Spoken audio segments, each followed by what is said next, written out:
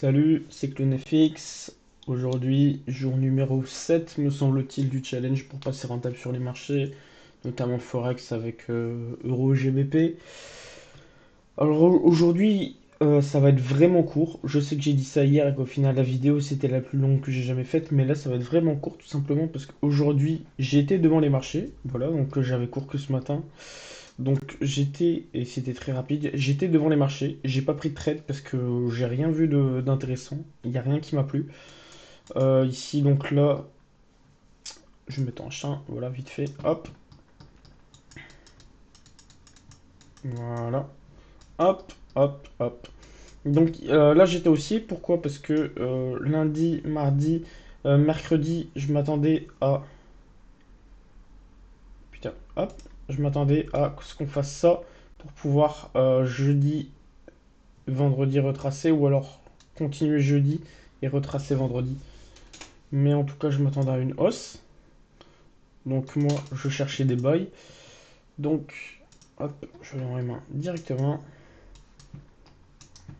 Pour la London, ici, on n'a pas pris l'Asian déjà, donc je traite pas. Voilà. Pour l'après-midi, la Sian, je ne la prends pas forcément en compte. Donc, je cherchais toujours des buys. Donc, on regarde ici potentiellement. Ici, on a un breaker. On break en haut. On break en bas. On revient dedans. C'est très léger. On revient dedans en liquide. Donc on a le modèle que je vous ai montré dans la vidéo 2. Hop, celui-là. On revient dans le breaker. On liquide et on part. Mais on est parvenu dans un BPR. Des fois, je prends pas de BPR pour entrer. Donc BPR, c'est quoi? C'est deux VG d'affilée. Voilà. Là, on a un BPR. Voilà. Hop. Là, on a un BPR. Hop. Voilà. Des fois, je rentre pas forcément sur un BPR. Je rentre juste sur le modèle. Donc là, ça m'arrive assez souvent d'ailleurs. Rentrer comme ça. Rentrer à la cassure.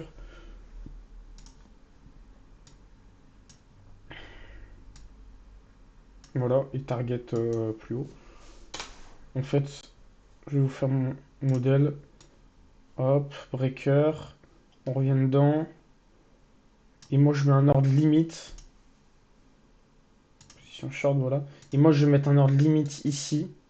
Avec un SL juste au-dessus du breaker. TP en jeu de mettre. Et j'attends qu'on revienne liquider donc la zone qui était revenue dans le breaker pour repartir. Et donc je rentre à ordre limite comme ça. Ça m'arrive assez souvent que je rentre pas sur un BPR.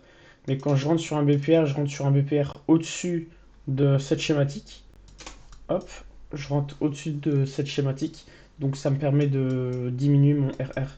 Là par exemple, vous voyez que là, par exemple, là on a un breaker, voilà. On break ici, on revient dedans. On revient jamais dedans, on revient jamais dedans. Donc là, j'aurais pu mettre un ordre limite ici, mais là, on a notre BPR, voilà. Donc j'aurais pu, au lieu de mettre mon entrée ici, j'aurais pu la mettre là. On a un triple BPR d'ailleurs. Donc ça aurait raffiné mon SL. Donc là, du coup, j'avais pas d'entrée. Sur GU, c'est pareil que vous allez voir que chercher à buy. Donc ici, on a un beau breaker qui se confirmait. Voilà. Ici, on casse en bas, on casse en haut. Mais après, on n'est pas dans la kill zone, donc je prends pas de trade pour cette stratégie. Là, je cherche à buy. Donc ici, on break en bas. On break en haut. Voilà, ici, c'est brouillon. Ici, c'est brouillon. Ah, pareil, j'aurais pu rentrer ici en fait. On break en bas, on break en haut. On revient dedans, on liquide et on part. Ah, ici j'avais une entrée. Mais à ce temps-là, je vous avoue que j'étais pas devant les graphiques. Je vous avoue que je n'étais pas devant les graphiques. Et j'aurais pu target le high. Hop. On est passé à côté de 14R aujourd'hui, voilà. Hop. C'est intéressant. Voilà pourquoi j'ai hâte de faire du trading full time, notamment. Pour ne pas passer à côté de ce genre de choses. J'étais pas devant les graphes.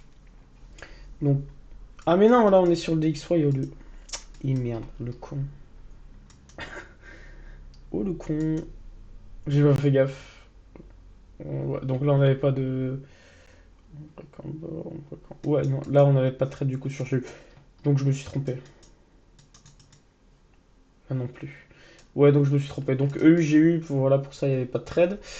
Pour ce qui est de l'analyse EOF, bon, je vais faire ça tout de suite. Vous avez vu la position que j'ai pas prise. Ça, c'est la position que je voulais prendre hier. J'en avais parlé hier lors de la vidéo. Je voulais rentrer au 50%. Sauf que tout simplement, je suis pas rentré dans la zone. J'attends. Là, vous voyez qu'on est en M5. En fait, comme j'étais devant les graphiques, je suis pas rentré en swing en H4. Je voulais attendre donc ma schématique d'entrée qui est tout simplement un double BMS, un double break market boss, break of structure à la baisse pour rentrer en position. Donc j'attendais qu'on casse ici pour rentrer en position. Mais on n'est jamais venu. Donc voilà. Je suis pas rentré en position. J'ai bien fait de pas rentrer au 50% parce qu'au final on serait venu me sortir. Là on a break le BMS par contre, mais faut voir en H4 ce que ça donne.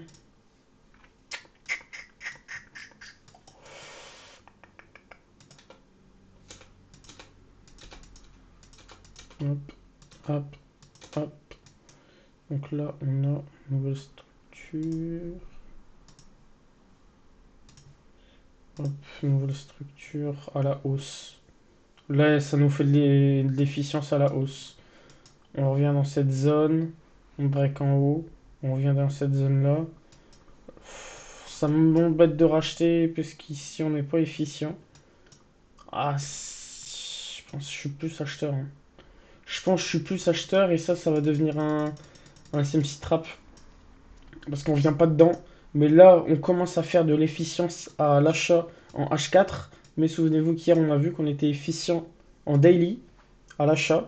Donc en achat, ici, en daily, on cherche des achats. Et en weekly, on cherche des achats aussi. Donc, je serais tenté de jouer des rachats dans cette zone. Et je pense que ça deviendra un SMC trap. Parce qu'on est à une, deux, on a plus de 2 cassures. Donc la règle nous dit que si on a plus de 2 cassures, ça devient un SMC trap. Donc je pense que ça va devenir un SMC trap. On va regarder EU vite fait pour voir ce qu'il nous a fait. EU.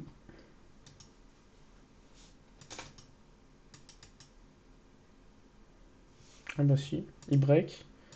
Nouvelle structure. Il break là. La structure c'est ça.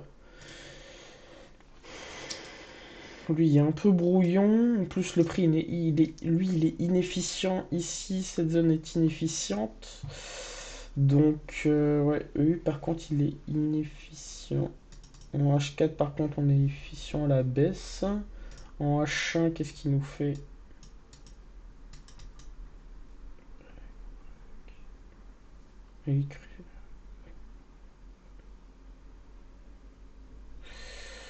Ouais, en H1 je sais pas trop. Je sais pas trop où me placer. En H4 c'est clair que faut patienter, hein, le prix est inefficient donc on le traite pas. On le traite pas tout simplement. Eh bien, j'ai pas grand chose d'autre à dire, hein. On a vu les deux analyses en scale du jour. On a vu EU, on a vu GU. Et en EOF, plutôt swing, swing, swing intra week. On a fait les deux aussi. C'est pas mal. Donc, bah, moi, je vous laisse là-dessus, hein. Puis je vous dis à demain pour une prochaine vidéo. Ciao!